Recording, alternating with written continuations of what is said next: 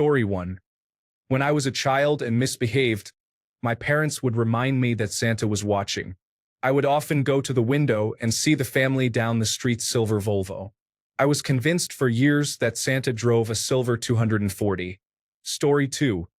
I told my now 11-year-old daughter when she was about 5 that when she told a lie, a glowing star would appear on her forehead that I could see. In truth, she was just a terrible liar. Fast forward to today. This belief has been passed on to our 4-year-old son, and the 11-year-old still believes it. The kids will cover their foreheads when lying. To cover myself, I told them that sometimes I let them get away with the lie, even though their star is shining, so they can feel like they're getting away with something every once in a while. It makes me laugh when I hear bickering from the other room, followed by a, "Let me see your forehead." I have to remind them that only moms can see the glowing star. Story 3. My mother used to tell us there was a Mr. Grocery store who stocked the shelves at night and slept during the day. So, there was to be no shouting or crying while shopping because we might wake up Mr. Grocery store. It was genius because it worked. My mom is the mother of 5 boys. Story 4. My dad would take our sealed tooth fairy envelopes with our teeth inside and steam them open. Then he would swap the tooth for some money, seal them up again, and sneak them under our pillow. The envelopes always had "Dear Tooth Fairy" written in our childish handwriting on the outside. I knew the Easter Bunny was fake and Santa Claus was made up, but my sister and I believed the Tooth Fairy was real for an embarrassingly long time. In my mind, there was no way the tooth could disappear and the money appear because the envelope was sealed exactly as we put it under our bed. Well played, Dad. Story 5. Chuck E. Cheese is only for birthday parties. Sorry, we can't go. We don't know anyone who is having a party there. Story 6. If a child starts saying bad words, I always respond, "Well, thank goodness you didn't say the forbidden word." I explain that there is a word so offensive that people pretend not to know about it to avoid appearing bad. This usually distracts them enough to stop using other inappropriate language. The key is to involve other adults in the joke, so if the child asks someone else, they can respond, "How do you know about that? Don't talk about that." Story 7. My kids made me a cup of coffee and a bowl of cereal and gave me a card for Mother's Day. I thanked them and said that every day is Mother's Day when you have such good children. They thought I meant it literally, and I celebrated 3 Mother's Days before they figured it out. Story 8. We told our kids that the worst possible swear word was smubble, and would occasionally use it. We would drop something and curse under our breath. Ah, smubble. Story 9. The Tooth Fairy only comes to our neighborhood on Tuesdays and Fridays. I forgot to leave money, so this was my reason. Story 10. A young child once tried to tell me an old joke about how the word gullible wasn't in the dictionary. I responded that there was no such thing as a dictionary. We locked eyes for a moment. I could see that he had made up his mind never to doubt himself and never to verify that dictionaries exist. Sometimes I worry about what I have done to that child. Story 11. I told my great-granddaughter that I was once the 4th member of the Beastie Boys. She went home, searched for them, and called me out. Story 12. Oh my. I hope this is seen and recognizable outside of my home country. Often in the fields, you see hay that has been baled up in white shrink wrap. Massive bales with a diameter of about 150 centimeters. I tell kids it is the marshmallow farm because they look like huge marshmallows resting in the paddock. Story 13. Removing the batteries from an obnoxious noise-making toy while they are sleeping and then pretending to be baffled as to why it is not working comes to mind. Story 14. I am a mother and baby nurse, and I enjoy telling big brothers and sisters that they can tell if the new baby loves them. They just have to put a finger in the new baby's hand, and if the baby holds their finger, it means they love them. I never get tired of hearing little ones excitedly say, "He loves me," or "She loves me." Story 15. My sister told her children that their tablets take several days to recharge, which is perfect for limiting their screen time. Story 16. My dad convinced my younger brother that he was a ninja for about 3 years. He was committed to the joke as well. Every month, during the full moon, the mark of the ninja appeared. It was a strange symbol he would draw on his forearm with a marker. Story 17, old photographs of my partner and me are mostly in black and white, as is really old television, so we told our children that color was invented when we were kids. It was harmless but amusing to us that they believed it. Story 18. When my kids were little, I told them two little fibs. One was that I had a magical power and could make red lights turn green. Our town had all the lights on timers, so it was easy to predict when they would change. I would say, "Abracadabra, light turn green," and point my imaginary wand at it right when it changed. The other was that if you pressed the red triangle button on the dashboard twice for the flashers, it would make our whole car invisible. They fully believed both lies for far too long. Story 19. If there's moss and mushrooms, then fairies will be nearby. We don't pick flowers because the bees are using them. We can take the ones that have dropped since the bees have finished with them. We hold on to our rubbish to feed the bins. They need snacks too. Story 20. We do not have monsters in our house because we pay the pest exterminator extra to spray for monsters as well. Story 21. I had my kids believing that the ice cream truck was actually just a fun van that drove around with loud, cheerful music. Hey, guys, listen. It's the music truck. Story 22. Niece. What's that dish? Waitress. Oh, it's me. It's chicken. Waitress. Yes, it's chicken. Laughs as she walks away. Story 23. I am the line leader for my class of preschoolers. I walk backwards in the hallway to ensure my friends are behaving as they should. My friends enjoy mimicking me. I tell them they need a college degree to walk backwards like I do, and when they become teachers, they will be qualified. Story 24. My dad told my brother and me that if you sneeze and fart at the same time, it's called a schminkle, and your lungs collapse, making it an emergency. I was 90% sure he was lying, but I didn't get to 100% certainty until the first time I schminkled. Story 25. When Post Malone first became popular, I convinced my kids that I used to listen to Post's father in a rock and roll band and that he went by the name Water Malone. Story 26. I can control my car with my voice. To open the trunk, open sesame. To start the car on. For the alarm, honk for me, honk twice. Story 27. I lied to my kids about so many things, like how the sun was only as big as a quarter and that vacuum cleaners worked on magic. They eventually stopped believing anything I said. Once they figured it out, I showed them Calvin and Hobbes' dad, and they really enjoyed reading the stories he told Calvin. Story 28. My big three. 1. Santa sends a bill in January. The Girl Scouts didn't choose you. The 25-cent sign on the carousel outside the store means it's broken. All are college-educated, responsible adults today. Their only fault is they never let me forget the big three. Story 29. I told my two youngest children that I can turn the rain off while driving, but only sometimes and for a very short period. They never seemed to realize that it usually happened only on motorways when we were in slow traffic going under a flyover or small bridge. A quick phrase of rain off, and then a few seconds later, rain on. I could only do it in the car because it had the button to do so. Story 30. I only did this once, but one time a child asked me when my birthday was, and I told them I don't have a birthday. The look of shock on their face was hilarious. She rubbed my shoulder and said, "It's okay. Sometimes people don't have birthdays." I was so amused that I plan on telling another child someday. Story 31. I have shared this before, but when young children tell me their tooth is loose, I respond by saying that my foot is also loose. I wiggle my foot and tell them that when my foot falls off, I will place it under my pillow so the tooth fairy will bring me money. I assure them that it is okay because it is just my baby foot. My adult foot will grow in and replace it. Story 32. My dad worked internationally when I was younger and often took us with him. I usually got pretty bored on long flights, but I loved takeoff and landing because they went fast. One time I asked him what the button on the armrest was, and he told me that if I pushed it, it would make the plane go faster. I loved pushing it, and it always felt like the plane went faster. I believed this from age 3 until I was about 10. It definitely made those long flights more enjoyable. Story 33.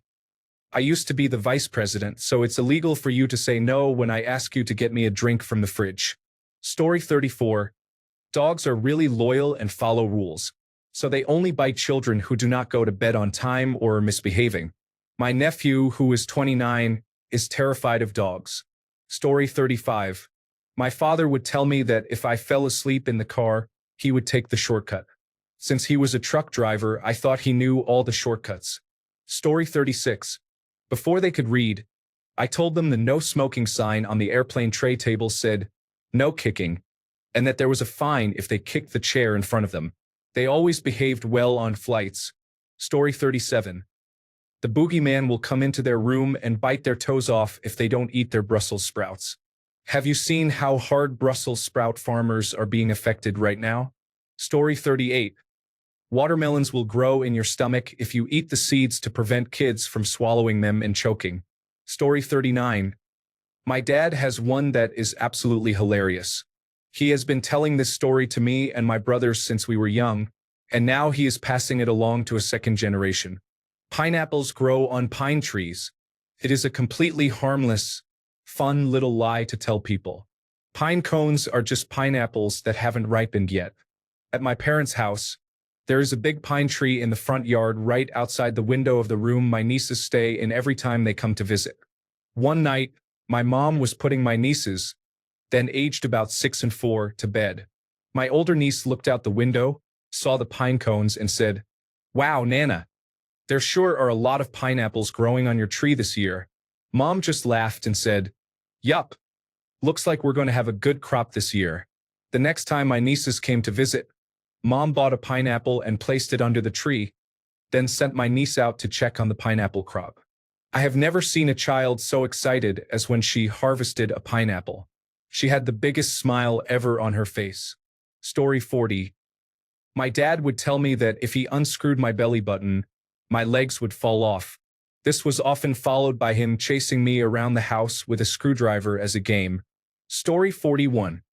If you break a pinky promise, your pinky falls off. It gets a chuckle out of adults and kids enjoy it too. Story 42. That milk is blue.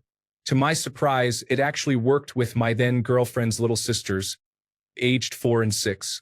The key was playing a long game. I didn't argue when they laughed the first time.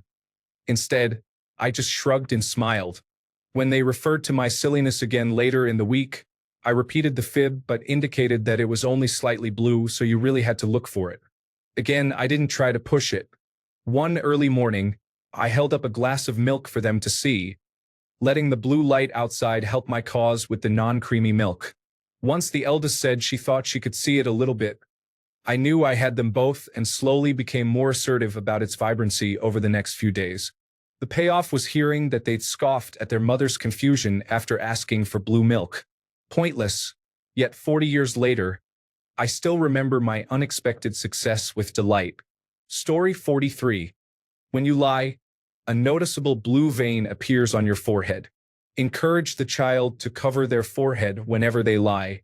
Story 44. I told all my sister's children that since the tooth fairy is very small, she can't reach teeth that you shove way under your pillow, especially under a heavy and asleep child you do not wish to wake. They had to leave it on their bedside table or the dining room table. My nephew, the oldest, didn't believe me, so I wrote a note in extremely tiny messy printing from the tooth fairy saying she couldn't get it because his head was too heavy. She'll come back tomorrow. Could you please leave it somewhere easier? It's worked on both older children so far, and once her youngest is the right age, I plan to get him too. Story 45. My sister-in-law told her children that when the ice cream truck was playing music, they were out of ice cream, and that McDonald's closed at dark. Story 46. The classic belief is that if you eat watermelon seeds, a watermelon will grow in your tummy. When I was a child and heard this, I took it the other way and intentionally ate them. I would go outside and open my mouth toward the sun, thinking they would grow faster if they received sunlight. I also believed that if you swallowed gum, it would get stuck in your body forever. Swallowing it once or twice was no big deal, but if you swallowed too much, you could end up with large, squishy knees and need surgery to remove it. For some reason, when I was young, I thought there were underground offices at every traffic light that monitored traffic and controlled the signals. I don't think anyone told me this. It was just the most logical explanation I could come up with for how they worked. It was my dream job. Story 47. I remember telling my oldest niece when she was 5, "Let's play hide and seek. You go hide." And then I continued watching my movie.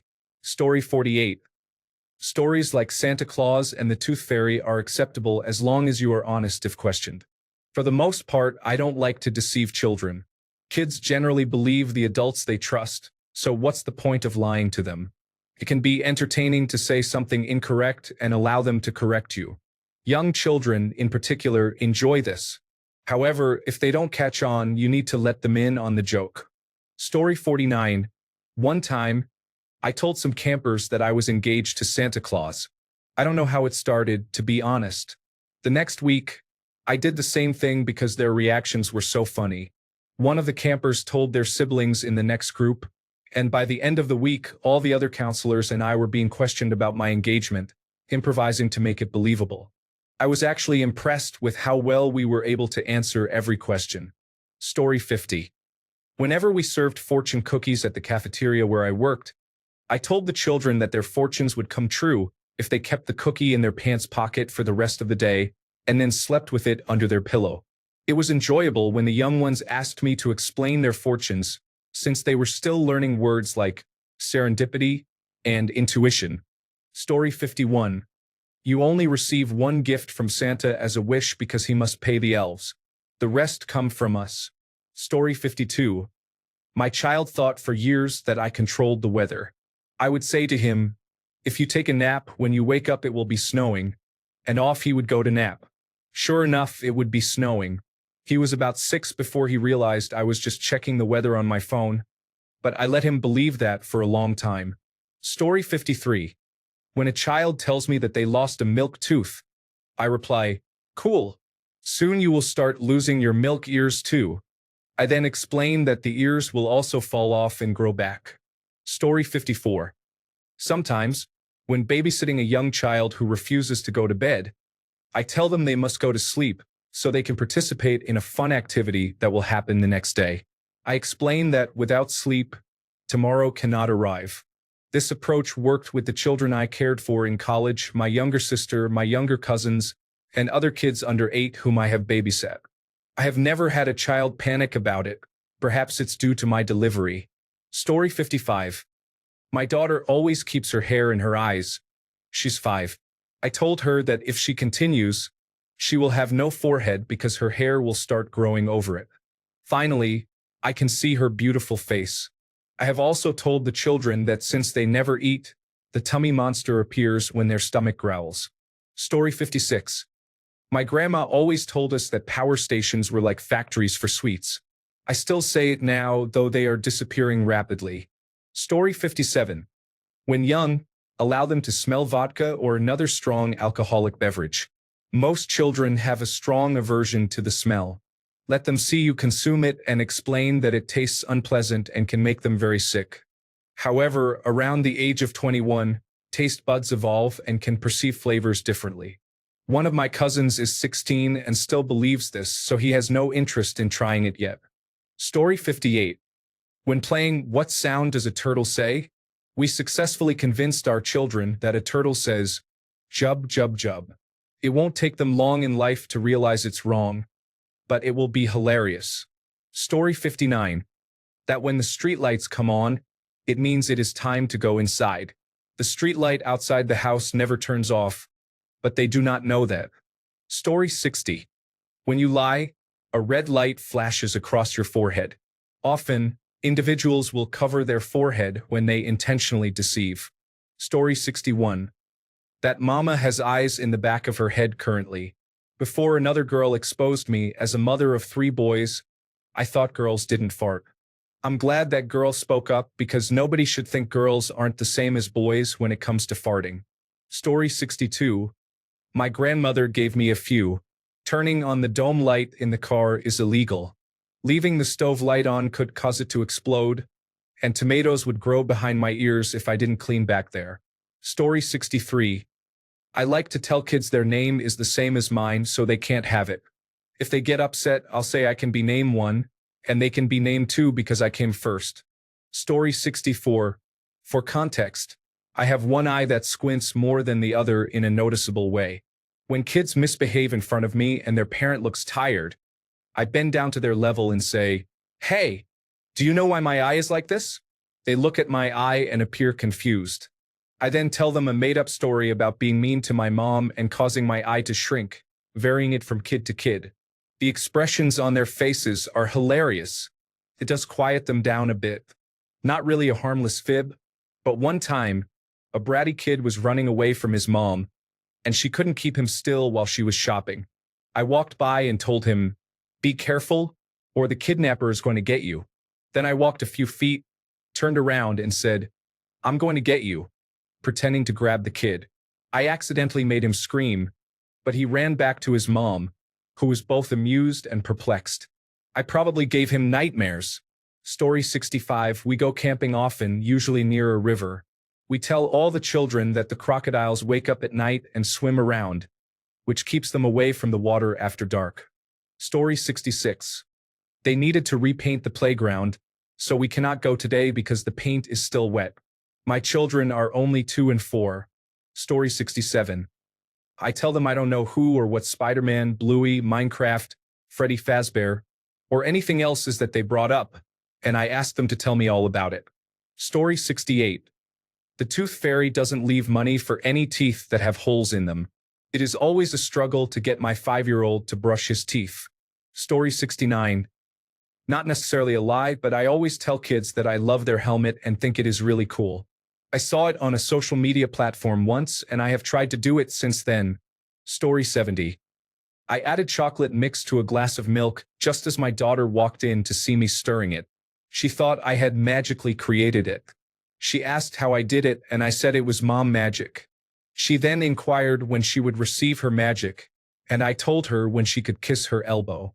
Now that she's 11, she still occasionally asks about it, even though my mom attempted to spoil the joke by revealing it was made up. Story 71.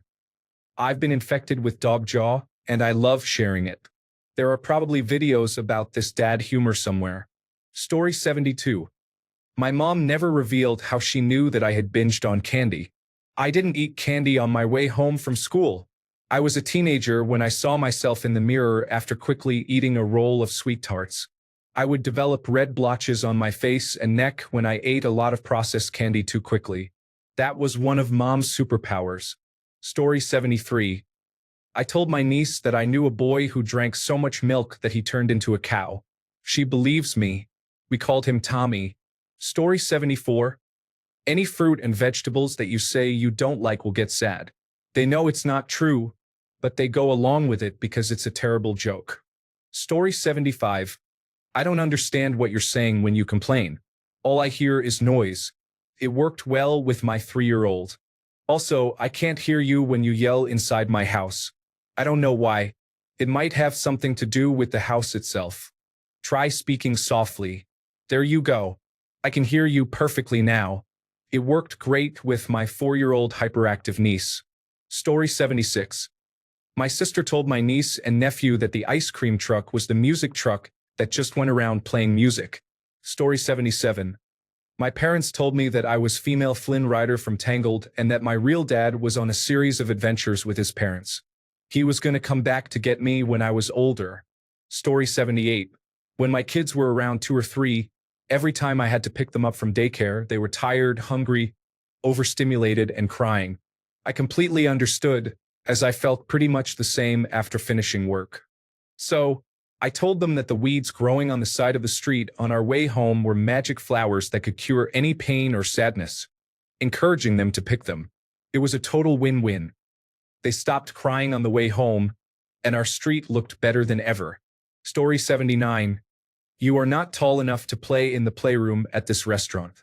However, if you eat your lunch, you might be. It is easy to accidentally hurt animals or others, so it is important to be mindful. Also, giving out spider rings at Halloween and telling children that they provide protection from spooky creatures is delightful. I love the brave faces they make when they hold up the rings to ward off people in costumes that are a little too scary for them. Story 80. My boys are 3 and 5 years old. My mother got a facelift, and we didn't know how to explain it to my children. We wanted to turn it into a positive lesson because they were used to running in parking lots when we went grocery shopping or trying to cross the street without looking. My mother and I decided to tell them that she didn't look both ways before crossing the street and got hit by a truck. This scared them, and from then on, they would always stop and triple-check both ways before entering the crosswalk. Story 81. I told my oldest daughter that women get pregnant when they eat too many baby carrots. After having one set of twins, my wife decided to stop eating baby carrots for good. Story 82. Their tongue turns black if they lie. Have you brushed your teeth? Yes, Dad. Show me your tongue. No. Runs to the bathroom. Story 83. Any empty-looking pasture is actually full of invisible water buffalo. My camp counselors used to tell us this, and I am proud to pass on the tradition. Story 84. My dad told my brother and me that if you sneeze and fart at the same time, it's called a schminkle, and your lungs collapse, which is an emergency. I was 90% sure he was lying to me, but I didn't get to 100% until the first time I schminkled. Story 85. I told my child that live-action Disney shows, like Hannah Montana, were only for children aged 8 and above. It was a rule. This kept me from watching those shows for at least 8 years. Story 86. You can determine a cat's age by counting the wrinkles on its butthole, or by cutting it in half and counting the rings like a tree. Story 87. I babysat my nephew frequently when he was little. When teaching him the colors, I told him that red was called dark orange. It took weeks for his parents to convince him that I was wrong and that it is actually called red. Story 88. I have a pink lock of hair. I tell children that my hair turned that color because I used to cry too much when I was young. Thanks a bunch for sticking around till the end of the video. Remember to subscribe, and until next time, stay awesome and goodbye.